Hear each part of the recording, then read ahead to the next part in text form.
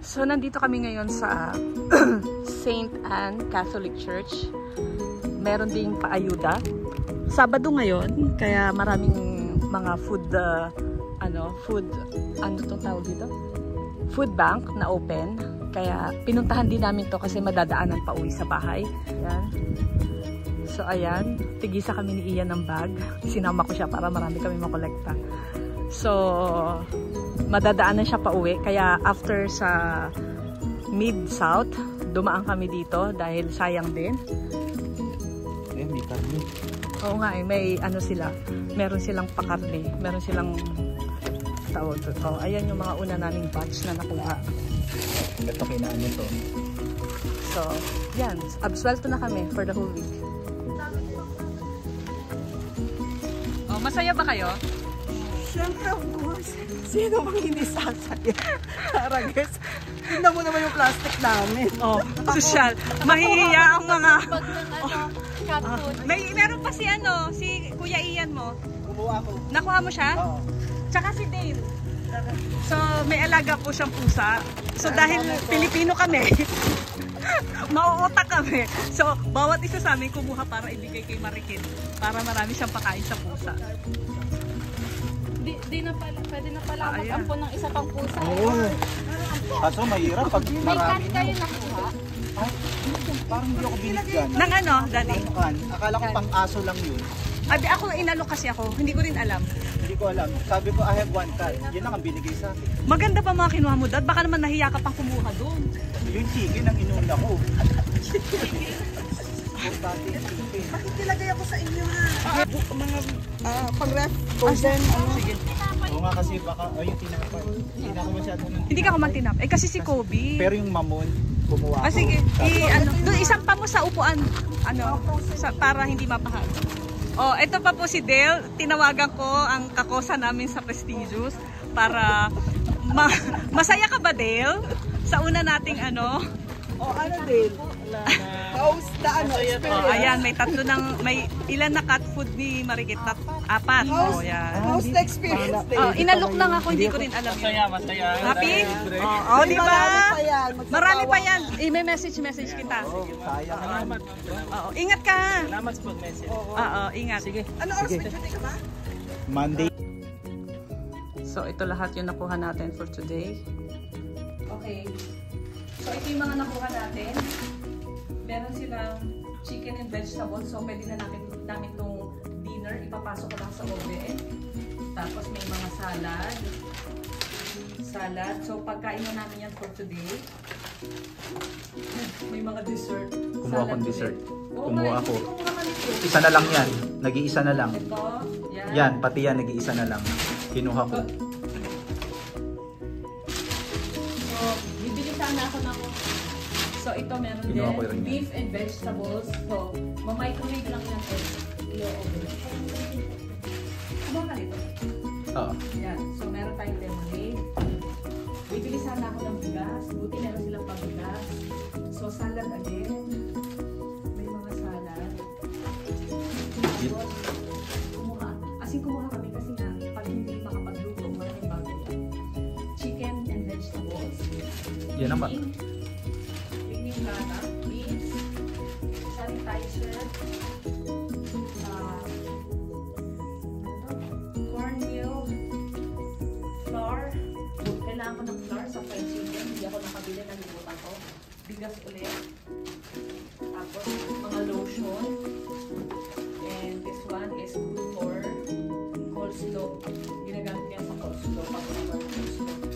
Tapos, pasta, harina ulit. Malaking bagay. May bala akong gumawa ng sourdough. Wipes for ilon. Orange. And pasta. Bibili pa ako. Pero hindi na ako bibili. Tapos, kumaha to. Ayan. Akin yan. Ayun, good. Meron din ako. Ito nga, dalawa kinuha Yan. ko nito. Isa lang kinuha ko niya at nahiya ako. So, cottage cheese, good for salad. Yogurt. Kasi sabi ng Dahil babae. pala, dinamihan ko yung yogurt. Sabi ng babae. Isa lang kinuha ko niya, nahiya ako eh. Hindi ako kumuha ng dalawa. Diaper for ilon. And di ba? Hindi ka nabibili ng Pang diaper. sopas, saka pang papa ko sa chicken. Instead na rice, pasta yung ginagamit ko. Diaper, hindi na ako bibili. Malayo, matagal-tagal yan. Cornmeal. Tofu again. Sa akin, kumuha ka nun. Oo, kumuha rin ako yung ano. Bread, si Hindi na ako kumuha niyan malakas kasi- ano. Ito, sourdough bread. Pasta. Pasta. O, see? Meron akong cream cheese. Yeah, cottage kumuha ka ng cream cheese ah. Meron ka? Ganito? Tapos, dalawang hindi, yogurt. hindi. Kasi sabi ng Sa babae, you can take two. Yan. Nahiya ako So, Whole Foods Market. Ibig sabihin. Ibig niya sabihin, ang Quality. labeling sa Pilipinas, parang Rustan's Rustan. Grocery or Landmark. Landmark. Yan. So, natuwa kami nung nakita namin yung bagay. Ano? Whole Foods? Social. Ito pa oh. Tapos, ay, ito yung sa St. Anne Church. Iba ba yan? So, ito pa. Ito yung sa, yung dun nga sa Mid South. Napkin. Wipes ulit. Actually, mahal yung ganitong quality ng wipes eh. Parang nasa almost $4. Sayang din. So, dalawa yung nakuha namin. Gatas. Hindi na ako kumuha. Ay, hindi nakuha nito. Ano ba yan? Ito eh. Basta kumuha ka na kumuha. Huwag mo nang alamin. Ang kung bigat ano. kaya nung Ay, ano. ano naman? Kasi ginagamit ko ito pang sabaw. Menudo, Ah. spaghetti, juice, pasta again. Kahit ano, basta kung basta pwedeng kunin mo lang, huwag mo isipin kung parang saan. Inaan yun. And then, ito yung St. Anne. Bago kami uwi, ano siya, on the way siya pa uwi. So, may walnuts. Gusto ko yan. Pwede yan sa banana bread. Tissue roll. So, ito maganda rin kasi may mga canned goods. Maliit ang ano lang to, ayuda, kasi simbahan naman siya. So, kailangan ko ng tomato sauce. Buti na lang, meron sila. Tomato sauce. At Dami maganda, pala. meron sila Oh, pork sausage. Tapos, pasta. It's the same thing. So, ayan, tissue. Mahal na rin ang tissue ngayon. Sayang din. So, ayan, merong pinto beans. Alam mo, yung pinto beans, ginagamit ko yan sa mga puchero instead na pork and beans na process. Yan, sa puchero. Masustansya ang beans, rich in protein. Kaya, kumuha ko yan. So, tomato sauce, mahal din to. Yung mga ganito, $2.30. So, sayang yun. Mixed fruit, masarap pang dessert. So, yan ang nakuha natin for today. Happy na naman kami kasi sulit ulit yung aming labas. Bukas ulit, pupunta naman kami sa saan nga yun? Basta may pupuntahan kami, isa ring social na mga goods ang pinabibigay. Trader's Joe's product naman ang kanilang binibigay. So, kaya ako nasabing worth it yung papunta namin. Kasi yung mga ganito, parang $14 dyan sa Sprout. $14, 13. 13, ito, 18 to eh. Tinignan namin kahapon, bibili na nga sana si Ian kasi parang nag-sale. Eh sabi ko tsaka na at mahal pa rin. $18 to sa Sprout. Kasi nga, mga healthy food. Tapos ito, mga 8, 10, 12, yan. Kaya hindi siya basta-bastang, hindi siya putyo-putyo na ayuda. May quality talaga siya.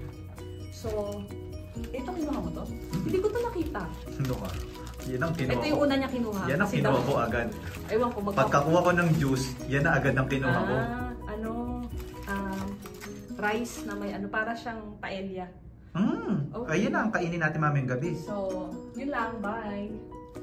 So, nandito tayo ngayon sa kitchen. Napaisip ako sa lulutuin ko kasi may bisita nga ako. Sila Sharon pupunta rito. Tsaka nag-message si Dale na sasama na raw siya. Kanina kasi parang nagdadalawang isip siya. So, ayun nga, naisip ko kailangan ko na magluto. So, parang medyo tinamad ako kasi nakahilata ako kanina at ang lamig. Parang tinamad akong kumilos. Pero, gusto ko na lang pala na mabilis ang meal. Oh my. Meron pala ako nakasalang dito. Nakalimutan ko na, tinan nyo, oh. Meron, ano nga ba yung ginagawa ko dito? Teka. Gusto ni Ian daw ng chicken, yung sa wrap, na wrap. Ira-wrap siya dito. Dito sa Ito, oh. Yan. So, gagawa ko siya ng panglagay dun sa kanyang wrap. So, ito, slow cooked chicken breast. Tapos, hinihimay ko lang yan. And nilalagyan lang niya ng, pag naluto na, ref ko. Pag gusto niya, lalagyan niya lang ng mga lettuce, mga bell pepper, bahala na siya. Basta meron na siya nakaprepare na palaman dun sa kanyang wrap. Si Kobe, ganun din. So, ito, i-ano ko na lang to. Gawan ko na lang ng chicken breast with peaches. Teka, alam ko marami akong peaches dito sa pantry. Basta nandyan lang yan. Mamaya ako nababalikan. So, lutuin muna natin itong chicken breast. Sisimmer ko siya. Dito ko na lang siya lulutuin. Kasi isisimmer ko siya para mamaya ilalagay ko na lang sa oven. So, yan lang yung naiisip ko na mabilis ang luto. Kasi parang, dapat kasi gagawin ko siyang chicken sweet and sour or lemon chicken or whatever. Eh, natatamad na ako. Ipiprito ko pa. Tapos, i-breading ko pa. Eh, ipapasok ko na lang yan mamaya sa oven kapag pag medyo na-simmer na siya. So, balik tayo mamaya. Teka. Ilalakas ko lang ng konti. Saan yung exhaust maingay? Lagyan natin sila ng, okay. Lagyan ko na lang ng, What is that? it's chicken breast with peaches. You want that? Oh, it tastes good. Tastes good? Wow. I like that one. Oh, you like it? Wow. Alam mo na to po. Hindi mo kumakain yan. Budol ka rin ilon eh, no? O, nilagyan ko ng barbecue sauce para magkalasa. Tapos, lagyan natin ng butter para hindi dumikit. Tapos, mamaya, papasok ko na lang yan sa oven. Para mabilis lang. Ayoko na ng komplikadong luto. Tinatamad na ako. Pero meron ako nakaprepare na Shanghai. Baka namimiss na nila ang mga Filipino food. So, yan. Tapos, gagawin ko yung takpan natin para ma-even yung pagluluto. Okay? Tapos, alalay lang sa akin. What do you want, Elon? And then, magluluto na ako ng para doon sa, gusto mo to? Yung may miswa? Or noodles? Magawin ko na yun. Elon? Ano? Here. Ano nga rin? Gagawin ko. Thank you. You're welcome. Iniisip ko ano mga kukunin ko. Ayun, yung bukas kong onion. Yan. Sobrang laki ng onion dito. Hindi mo naman pwede ilagay lahat. Napakalaki kasi laki ng santol na malaki. So, ito yung gagawin ko na lang dito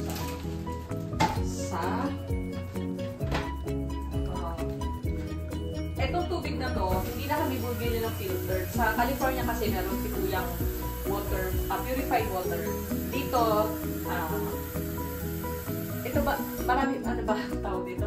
One of the best or maybe the best water, ano sabi? Sa buong US, Tennessee ang may pinakamalinis na tubig. Pero ma-observe mo rin, totoo. Bumili lang si Kuya na. Yan, bumili lang si Kuya nito, just para for formality lang, masabi lang na may filter pero hindi naman kailangan kasi wala ngang residue kang makikita eh doon sa tubig. Tapos makikita mo yung mga ano ng pagka yung hindi malinis, may mga build up na puti ang mga dinadaanan ng tubig. Talagang ano siya, parang ano may gamot. Ito wala kang makikita kahit na anong build up sa mga ano, sa mga water ano spout or water ano faucet. So, gagawin na natin tong ano yun, yung soup. para may sabaw. Para may sabaw tayo. Favorite kasi ni Ian ko yung may noodles na soup. Minsan miswa. Mali yata yung nabili ko. Dapat miswa. Nabili ko noodles. Pero okay na rin kasi manipis lang naman yung noodles niya. So, ilalagay lang natin siya sa kaldero. And by the way guys, lahat ng nakikita nyo mga kaldero kong yan, may presyo pa nga. $4.99 sa Goodwill. Yan yung mga second hand na ano, na gamit.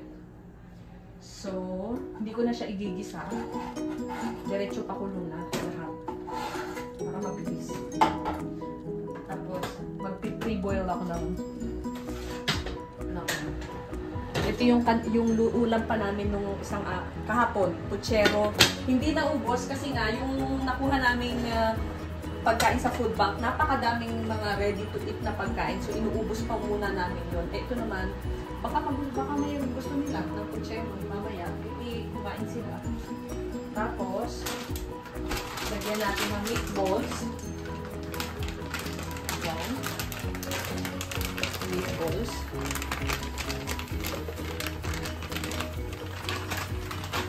Tapos, garlic salt para may lasa.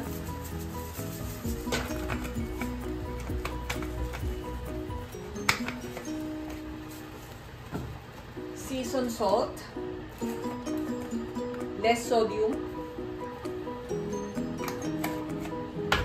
Tapos, ilalagay ko lang itong mga to. Itong sliced carrots at saka mixed vegetables dyan for added vegetables. Tapos, ano pa ba? Yan.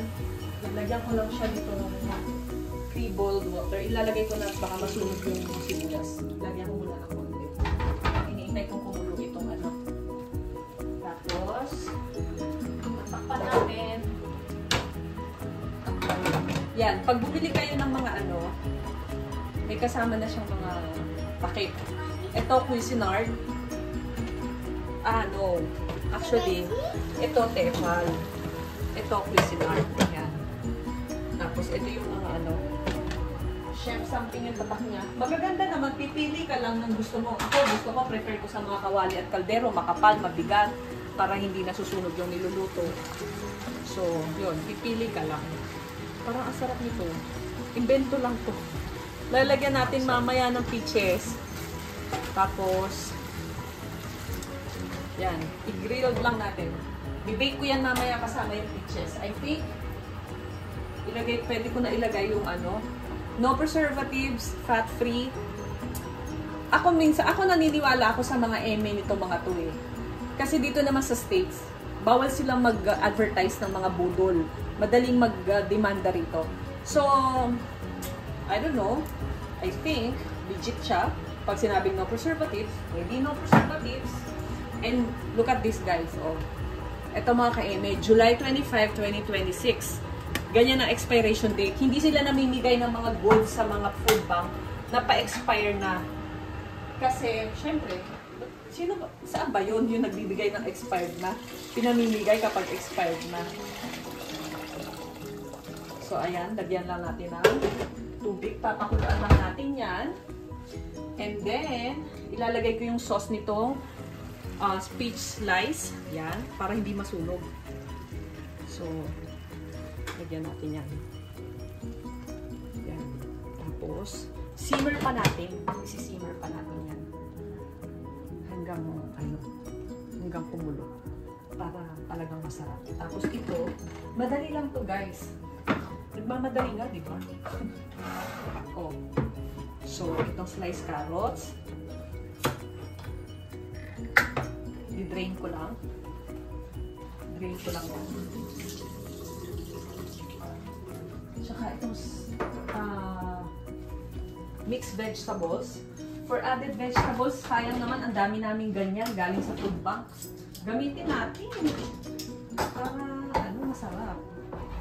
Sagana ang ating pagkain. Sagana sa ingredients, hindi tinipid. I-drain lang natin. Tapos, dadagdagan ko siya ng, meron akong Brussels sprout na natira. Hinaan ko lang to. May Brussels sprout akong natira from, parang baon ko pa nga ata dun sa long drive natin, galing sa California. Ay, parang saan na natin doon?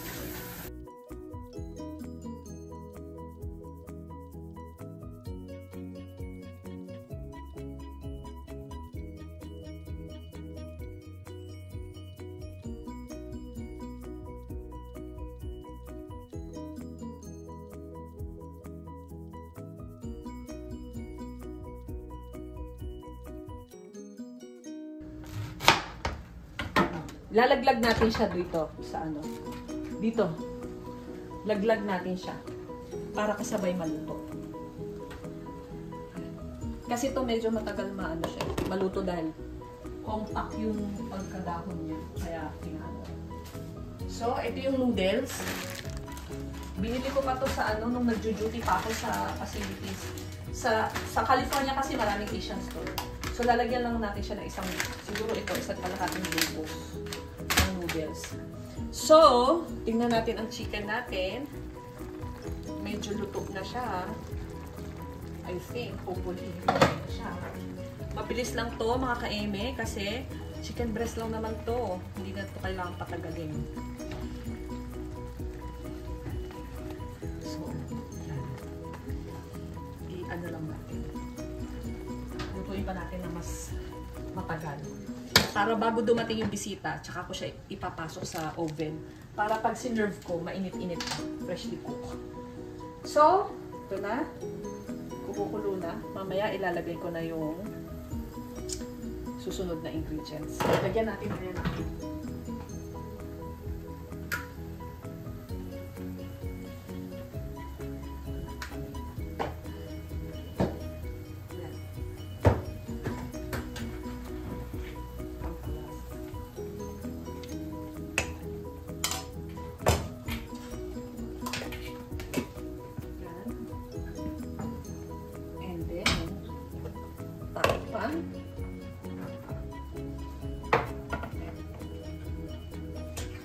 Tapos ito, dahil mga pre-cook na to, sasabay-sabay ko na yan doon sa noodles. Para ready to ano na rin. Ah, okay. So, maliliit siya. Maliliit ang ano niya. So, pwede na nga siya. Hindi ko siya pwedeng... Tinatawag ba ako dito? Okay. So, ayan. Nakikita nyo naman, di ba? Hindi ko na kailangan magsalita. Kumukulo na siya. So,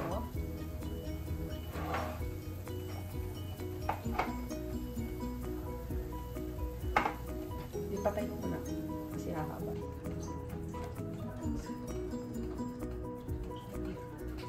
Okay. So, tapos na tayo dito sa noodles, sa soup. Pinatay ko na kasi mamaya ko na lang ulit babalikan. So, dito na tayo sa chicken. Tapusin na natin to at ayawan na. Bango, di ba? Oh, ito, yung peaches. Ilalagay lang natin. And then, patayin na natin. Kasi mamaya, papasok natin siya sa oven. Okay, guys. So, okay na. Meron na tayong papakain sa bisita. So, okay. Yan. Okay na. Pagkatas niyan, pagdating ng bisita, tsaka ko ilalabas. Yun lang. So, we're done for our menu.